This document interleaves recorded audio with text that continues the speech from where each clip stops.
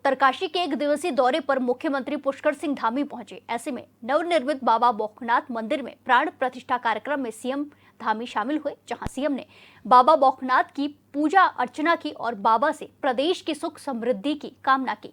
इसके अलावा सीएम ने करोड़ों की लागत से बने सिलकियारा टनल के ब्रेक थ्रू कार्यक्रम में मौजूद रहे, साथ ही टनल का निरीक्षण किया। इस मौके पर केंद्रीय राज्य मंत्री अजय टमटा भी मौजूद रहे। वहीं सीएम ने कहा कि सिलकियारा टनल हादसे के समय हमने संकल्प लिया था कि हम बाबा बौखनाथ का मंदिर बनाएंगे, जो संकल्प हमने पूरा कर दिया है। साथ ही सीएम ने ब्रेक थ्रू कार्यक्रम को संबोधित भी किया।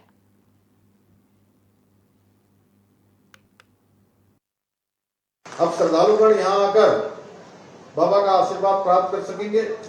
भाइयों बहनों, सिलकियारा टनल अभियान दुनिया का सबसे जटिल और लंबा रेस्क्यू ऑपरेशन था और उस रेस्क्यू ऑपरेशन से जुड़े प्रत्येक व्यक्ति ने मानवता और टीम वर्क की एक अद्भुत मिसाल कायम की। और वो हादसा हमारी तकनीकी मानवीय संकल्प की एक वास्तविक परीक्षा थी और मुझे गर्व है हम सब लोगों ने, और मैं यहाँ जो हमारे क्षेत्रवासी बैठे हैं, मैं क्षेत्रवासियों का भी, यहाँ के जनप्रतिनिधियों का भी, यहाँ के हमारे धार्मिक क्षेत्र में काम करने वाले हमारे पत्रकार मित्रों का भी, मैं उनका भी धन्यवाद करना चाहता हूं, क्योंकि सबने मिलकर सामूहिक रूप से अपना योगदान दिया। सभी विभागों ने योगदान दिया। यहाँ के क्षेत्र के लोग भी लगातार प्रार्थना कर रहे थे उन मजदूर भाइयों को, और मैं उन मजदूरों का अभिनंदन करना चाहता हूं, श्रमिक भाइयों का, क्योंकि आप सोचिए कि 17 दिन तक सूरज नहीं दिखाई दे रहा है, रात हो रही है कि दिन हो रही है पता नहीं लग रहा है, लेकिन जब हम उनसे बात कर रहे थे, मैं लगातार उनसे यहाँ से बात कर रहे थे, हम लोग माइक्रोफोन से बात कर रहे थे, तो एक दिन तो बड़ी दुविधा की स्थिति हो गई कि हम लोग सोच रहे थे कि जो है 8-10 मीटर पर अब ब्रेक थ्रू होने वाला है, और जैसे ही ब्रेक थ्रू होने का नंबर आया पूरी मशीन ही फंस गई और सारे हमारे इंजीनियर, सारे आपके मॉर्थ वाले जो सचिव साहब जैन साहब थे और खुलबे जी थे और हमारे मिश्रा जी थे, तमाम लोग यहाँ पर बैठे हुए थे। सभी लोगों की समझ में नहीं आ रहा था हम सब लोग क्या करें। जनरल बीके सिंह जी थे। तो बाबा की कृपा से मैंने कहा कि ये अभियान जरूर हमारा सफल होगा, और तो फिर अन्य ऑप्शन देखे जाने लगे कि वर्टिकल तरीके से भी जो है डील किया जाए, उधर बड़कुट की तरफ से भी किया जाए, नीचे की तरफ से भी किया जाए, चारों तरफ से काम किया जाए। जब ऊपर से करने लगे तो 80 फीट के आसपास जब ड्रिल हो गया तो वहां पानी बहुत ज्यादा मिल गया। पानी मिल गया और पानी मिलने के बाद फिर समझ में नहीं आ रहा था कि आप क्या होगा, नीचे कहीं ऐसा ना हो पानी का रिसाव होने लगे, उनको खतरा पैदा हो जाए। ऐसी अनेक बार ऐसी जटिलताएं हैं जब हमको लग रहा था कि आज ये ऑपरेशन पूरा हो जाएगा, आज रेस्क्यू पूरा हो जाएगा, और जब हम बिल्कुल नजदीक पहुंच गए और इतना बड़ा झटका हमको लग गया कि कोई रास्ता दिखाई नहीं दे रहा था उसके बाद, तो मैंने कहा कि सबसे ज्यादा अगर इसमें परेशान होंगे तो हमारे जो अंदर फंसे हुए श्रमिक भाई हैं वो सबसे ज्यादा परेशान होंगे, और उनकी हिम्मत बनाना इस समय बहुत जरूरी है।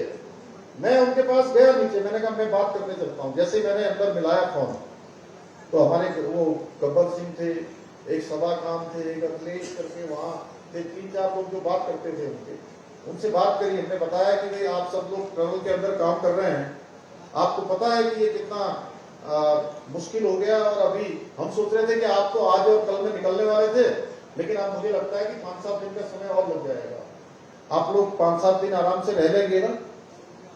तो जब उनसे मैंने ऐसा पूछा और अंदर से उन्होंने मुझे कहा कि आप बिल्कुल हमारी चिंता मत करिए, 5-7 दिन नहीं, हम 10-15 दिन भी यहाँ रह लेंगे, और आप हमारी चिंता मत करिए, हमें पूरा भरोसा है कि मोदी जी के नेतृत्व में सबको निकाल लिया जाएगा, आप सबकी चिंता कर लेंगे। भाइयों बहनों, उसने हमारी इतनी हिम्मत बढ़ाई और हम फिर से काम पर लगे, और उसका नतीजा आप सब लोगों ने देखा। इसमें rescue team, rat miners, NDRF, SDRF, सभी संस्थाओं का मैं आभार व्यक्त करता हूं जिन्होंने इस अभियान को सफल बनाया। भाइयों बहनों, आज आदरणीय प्रधानमंत्री श्री नरेंद्र मोदी जी के नेतृत्व और मार्गदर्शन में विकास और समृद्धि के नए आयाम स्थापित आज हमारा देश कर रहा है। अभी भाई अजय टंका जी ने बताया किस प्रकार से 4 धाम ऑलवेदर रोडें बन रही हैं, किस प्रकार से एक कोने से दूसरे कोने को जोड़ने का काम हो रहा है। पूरे कुमाऊं गढ़वाल कनेक्टिविटी को जोड़ा जा रहा है। मैदान पहाड़ चारों तरफ रास्ते आसान किए जा रहे हैं। देहरादून पहुंचने का मार्ग आने वाले समय में दिल्ली से देहरादून की दूरी मात्र 2.5 घंटे में हो जाएगी। 2.5 घंटे में दिल्ली से देहरादून पहुंच जाएंगे। उसका काम भी हमारा अंतिम चरण में पहुंच गया है।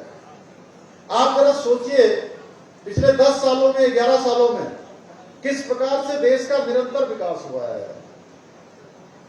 और देश की आजादी का लंबा कालखंड बीत गया और इस लंबे कालखंड के अंदर 60 वर्षों तक भी एक पार्टी का शासन रहा है और उसमें से 55 वर्षों तक एक परिवार का शासन रहा है।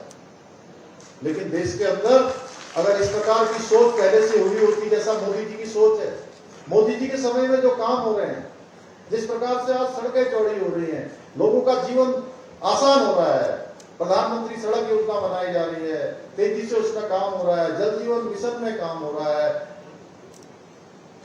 सस्ता मुफ्त राशन की योजना लागू की गई है, आयुष्मान भारत योजना लागू की गई है, एम्स ऋषिकेश इतना शानदार बन गया। कल हम लोग उसके कन्वोकेशन में थे, दीक्षांत समारोह में थे।